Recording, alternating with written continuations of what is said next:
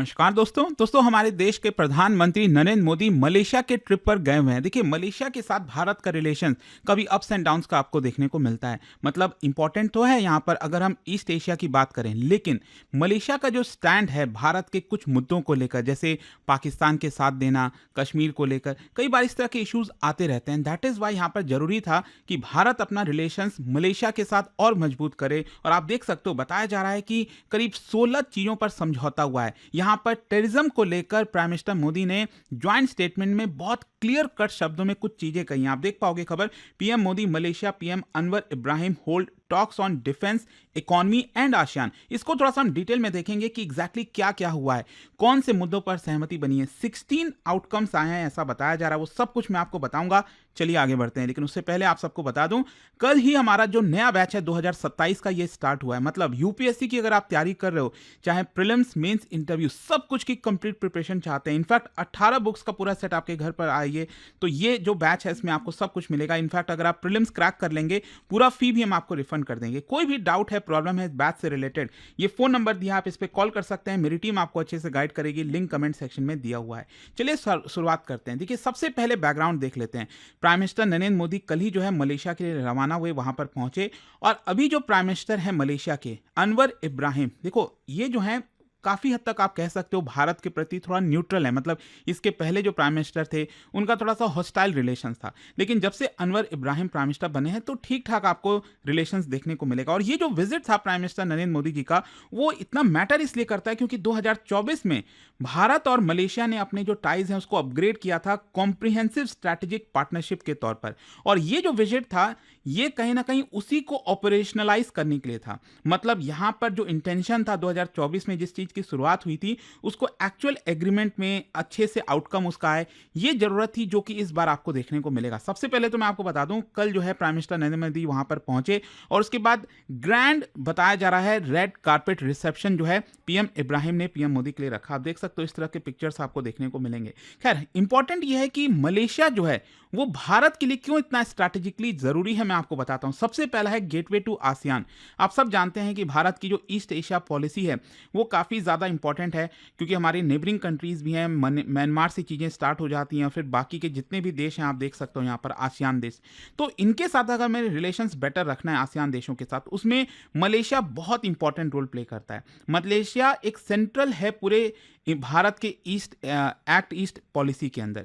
फिर इसके अलावा इंडो पैसिफिक जियो पॉलिटिक्स की बात करें तो इसमें मलक्का स्टेट आप सब जानते हैं, वहां से ये होकर गुजरता है। ये रहा आपका मलेशिया, ये जो पार्ट आप देख रहे हो। और जो मलक्का स्टेट आप सब जानते हैं, इधर से काफी सारा ऑयल ट्रेड इधर से गुजरता है। तो मलेशिया के अंडर में काफी कुछ चीजें हैं, तो यहां पर भी इंपॉर्टेंट हो जाता है। फिर भारत का डायस्पोरा भी अगर आप देखोगे, करीब 2.7 मिलियन, 27 लाख से ज्यादा लोग भारतीय ओरिजिन के मलेशिया में रहते हैं। स्पेशली जो साउथ इंडिया आप देखोगे, तमिलनाडु, कर्नाटका, आंध्र प्रदेश, तेलंगाना, तो उनका काफी ज्यादा रिलेशंस है यहाँ पर मलेशिया के साथ। टेक्नोलॉजी और मैन्युफैक्चरिंग हब है, स्पेशली सेमीकंडक्टर्स और इलेक्ट्रॉनिक्स के लिए।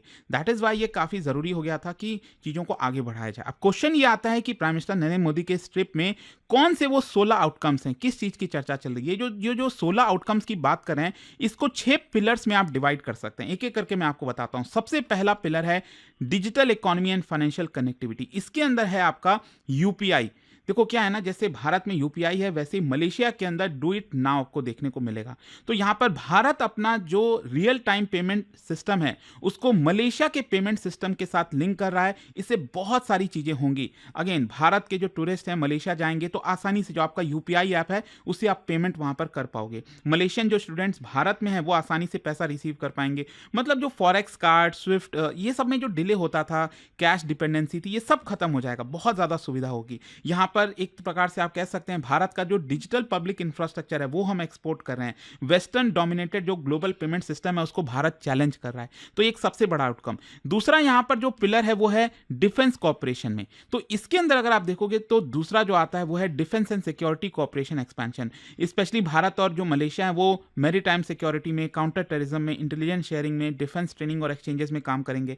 यहां पर मैटर इसलिए करता है क्योंकि मलक्का स्टेट भारत के एनर्जी इंपोर्ट के लिए काफी क्रिटिकल है।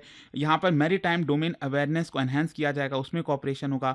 पायरेसी हो गया, ट्रैफिकिंग हो गया, उसको काउंटर करने की कोशिश करेंगे दोनों देश। फिर इसके अलावा नेशनल सिक्योरिटी कॉपरेशन, और देखो इसी को लेकर काफ़ी कुछ इश्यूज हैं। यहाँ पर भारत की जो नेशनल सिक्योरिटी काउंसिल सेक्रेटरीट है और मलेशिया की नेशनल सिक्योरिटी अपार्टस, ये आपस में एक साथ मिलकर काम करेगी। क्यों? ताकि यहाँ पर जो स्ट्रैटेजिक डायलॉग है वो रेगुलर बेसिस पर हो सके दोनों देशों के बीच में, क्राइसिस कोऑर्डिनेशन हो सके, और जो सबसे इंपॉर्टेंट है काउंटर टेरर फाइनेंसिंग, ये सारी चीजें हो जाएं। देखो जैसा मैंने आपको बताया था कि गुड टेररिज्म, बैड टेररिज्म, ये सारी चीजें नहीं होनी चाहिए, और इसी चीज को भारत बार बार बताता आया है, और मलेशिया कहीं ना कहीं उसी की तरफ आगे बढ़ रहा था। और पाकिस्तान के साथ रिलेशंस कहीं ना कहीं मलेशिया के थोड़े ठीक हैं, तो इसलिए बहुत से जो मुद्दे हैं जो भारत को पसंद नहीं आते, उस पर मलेशिया पाकिस्तान का सपोर्ट कर देता था पास्ट में। तो यहां पर अगर आप देखोगे पीएम मोदी वहां पर पहुंचे और उन्होंने मतलब अपने जो शब्द हैं उसको रोका नहीं। यहां पर अपने ज्वाइंट स्टेटमेंट में यह बता दिया, no double standard, no compromise. इसका मतलब क्या है? देखो, नो डबल स्टैंडर्ड मतलब टेररिज्म को एक ही तरह से ट्रीट किया जाना चाहिए सभी देशों के द्वारा। मतलब रिगार्डलेस कि आपका कमिटमेंट क्या है, पॉलिटिकल रीजन क्या है, आप टेररिज्म को लेकर अलग थलग नहीं हो सकते। No country should selectively condemn some acts of terror. यहां पर जैसे अगर कोई भारत में टेररिज्म फैल रहा है, कुछ भी प्रॉब्लम है, तो मलेशिया को चुप नहीं बैठना चाहिए, उसको नेम आउट करना चाहिए, पाकिस्तान के खिलाफ बोलना चाहिए।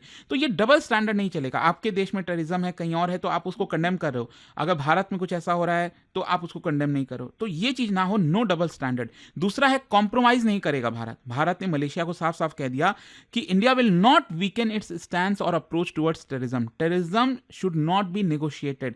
इसको बार्गेनिंग चिप की तरह नहीं देखना चाहिए, डिप्लोमेसी में चाहे इकोनॉमिक डीलिंग्स में। ये सबसे इंपॉर्टेंट है और पूरी दुनिया के लिए खतरा है। तो आई होप आप समझ गए होंगे कि यहां पर भले ही चीजों को आगे बढ़ाया जा रहा है, लेकिन भारत के जो कंसर्न्स हैं उसको यहां पर रखा गया है। फिर इसके अलावा अब हम आते हैं नेक्स्ट जो है आपका, वो है सेमीकंडक्टर और हाई टेक्नोलॉजी कॉर्पोरेशन, जो थर्ड पिलर है। और इसके अंदर बेसिकली ओवरऑल अगर हम बात करें तो ये चौथा आपका आएगा आउटकम, वो है सेमीकंडक्टर। और ये भारत के लिए बहुत इंपॉर्टेंट है। क्यों? मैं आपको बताता हूं, क्योंकि मलेशिया ग्लोबल हब है चिप टेस्टिंग में, पैकेजिंग में, असेंबली में। और भारत, आप सब जानते हैं कि सेमीकंडक्टर मिशन चालू कर रखा है, और हमारा एम है कि जल्द से जल्द भारत के अंदर कैपेसिटी बढ़े, ज्यादा से ज्यादा चिप प्रोड्यूस हो। तो ये जो कॉर्पोरेशन है, इसमें supply chain integration, skilled workforce exchange, joint research and development, job creation, ये सब होगा। और ये मायने इसलिए रखता है क्योंकि इससे जो चाइना सेंट्रिक सप्लाई चेन है वो उसके ऊपर डिपेंडेंसी कम होगी। दुनिया जो है चाइना +1 की स्ट्रैटेजी अपना रही है, उसके साथ ये अलाइन करता है। और भारत का जो एम्बिशन है ट्रस्टेड इलेक्ट्रॉनिक्स हब बनने का, वो भी सपोर्ट में आएगा इसकी वजह से।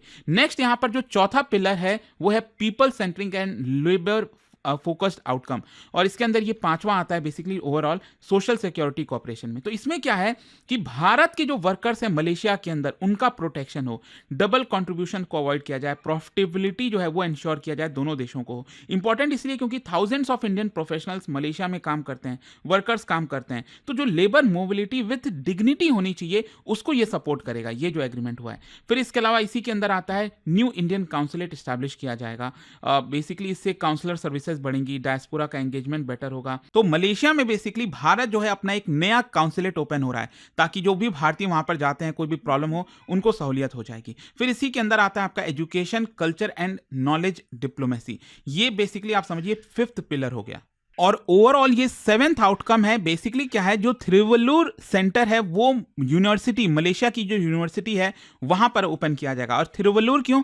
क्योंकि ये सिंबल ऑफ तमिल एथिक्स हैं, गवर्नेंस, लीडरशिप, जो कल्चरल कनेक्ट अगर आप देखोगे ना, डीप कल्चरल कनेक्ट आपको मलेशियन तमिल्स के साथ देखने को मिलेगा।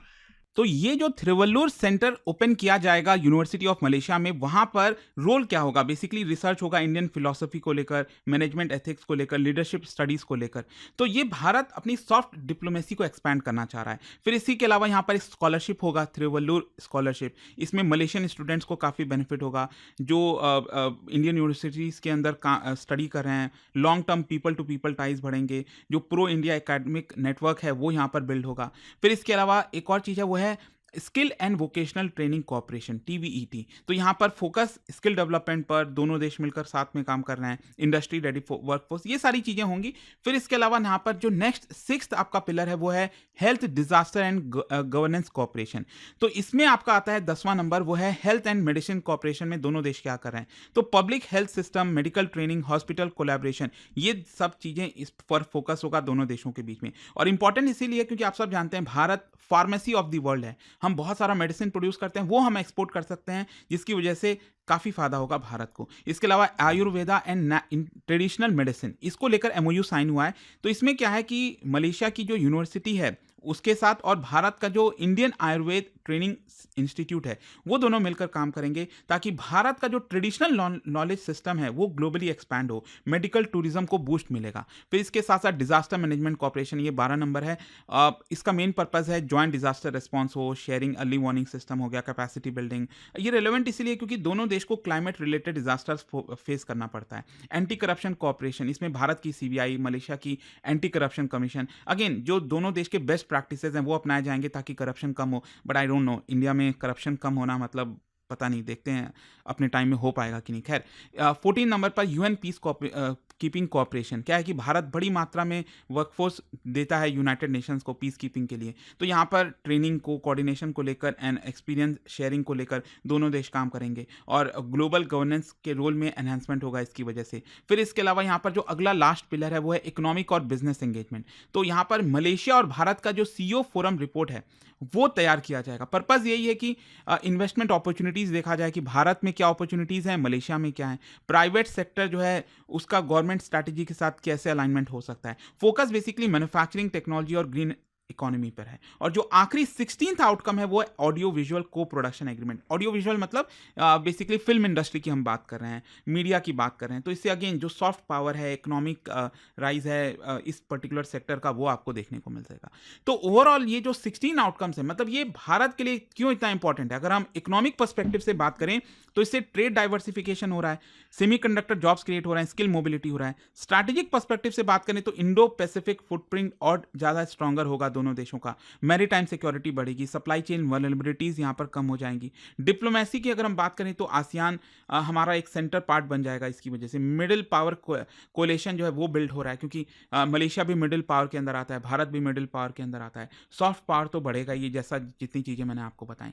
तो आई होप आपको समझ में आ गया होगा कि पीएम मोदी जी का ये जो विजिट था मलेशिया को लेकर, इसमें क्या इंपॉर्टेंट है, क्यों जरूरी था। जाने से पहले एक बहुत ही इंटरेस्टिंग क्वेश्चन, क्योंकि मलेशिया की बात करें, क्या बता सकते हो कौन कौन देश का बाउंड्री मलेशिया के साथ शेयर होता है, लैंड बॉर्डर। और इसका जो राइट आंसर आप सब जानते हैं, मेरे इंस्टाग्राम पर तो मिलेगा ही, वहां पर अगर आप नहीं, कोई बात नहीं, टेलीग्राम से ले सकते हैं इसका सही उत्तर। और दोस्तों जैसा मैंने आपको बताया, अगर आप यूपीएससी की तैयारी करें स्पेशली 2027 के लिए, हमारा जो नया बैच है वो स्टार्ट हो गया है, प्रतिज्ञा बैच। इसको आप अवेल कर सकते हैं, जिसके अंदर प्रीलिम्स, मेंस, इंटरव्यू सब कुछ की तैयारी कराई जाती है। 18 बुक्स कोरियर के थ्रू आपके घर पर भेजे जाते हैं। यूज करिए कोड अंकित लाइव, मैक्सिमम डिस्काउंट के लिए लिंक कमेंट सेक्शन में दिया हुआ है। कोई भी डाउट है, प्रॉब्लम है बैच से रिलेटेड, ये फोन नंबर है, कॉल कर सकते हैं, मेरी टीम आपको अच्छे से गाइड कर देगी। स्टडी IQ IAS, आपका सिलेक्शन हमारा मिशन।